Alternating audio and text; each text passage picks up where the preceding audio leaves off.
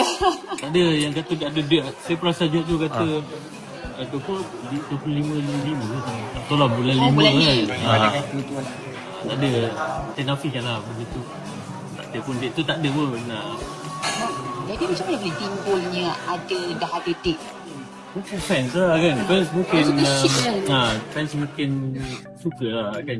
Suka tengok artis yang sangat mereka ni tak boleh lah meneruskan lah meningkat seterusnya. Tapi for now saya boleh cakap memang kita orang ni tak lebih dari datang kerja. Kerja.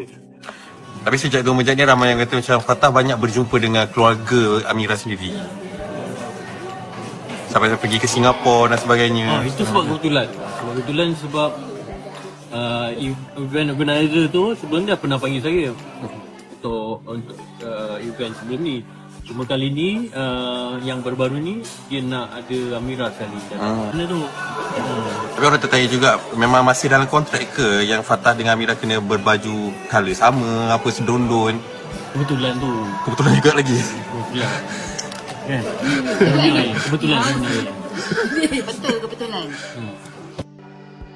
Terima kasih kerana menonton. Kalau anda suka video ini, jangan lupa untuk like, share dan subscribe.